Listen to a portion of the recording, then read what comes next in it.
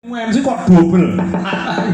Nggih, sawijining wekdal kula nge-MC teng daerah Rawodadi mriku. Yen kula diboking kali Perias, ya Pak Narko diboking kali si Kagungan Damel. Lah kula pun mlebet teng mriku teng ruangan rias nggih manten Pak Narko rawuh ngagem.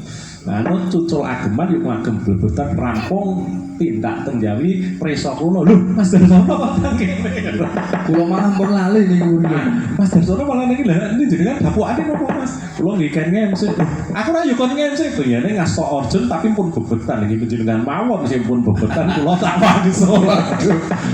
Kemutan jenengan nggih. Nggih, kula kok yo emutan tak duwiki semriki. Kula pun lali. Malah dadi sedulur. Nggih. Artane pun telas dadi Artane pun telas yo. Kula matur kare Priase, dos pundi menika sampun wonten Pak Narko. Tapi kalau wingi anu nggih Priase kula ngapuri eling ngaturi kan komplek kok nggih patus jenengan Mas Darsono. Nggih mboten napa-napa sampun wonten Mas Narko menika cara hukumipun lebih kukuh karena dia langsung dari tuan rumah. Sik tak denake kula tak wangsul. Semangat Bu Prias mari amplop boten. Oh, nggih cetok. Lah, Nggih cetok. tondo-tondo niki mau gejala stroke. Gejala stroke salone.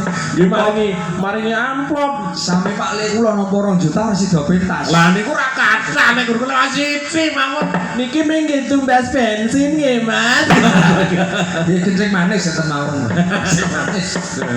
Boten. Sredro mawon. Wanci sampun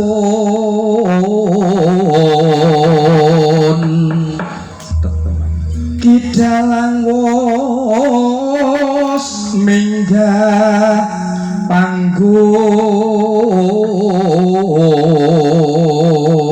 Apa terus pucung? Hah? Pucung? Masa tembang pucung ya? Aku rapati ngerti karo tembang-tembang Jawa. Apalku mung bapak pucung.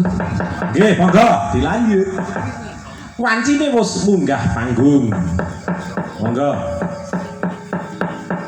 Nano permen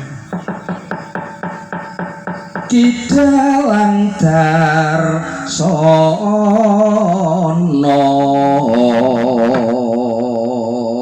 wis ajar ora dadi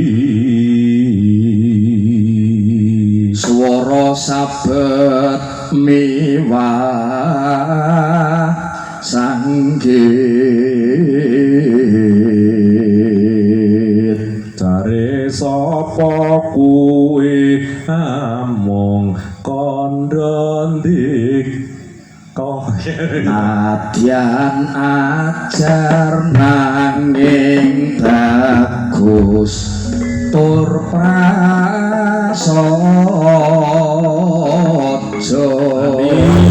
Nggih, turun. Pun tami sekaripun langgam napa-napa.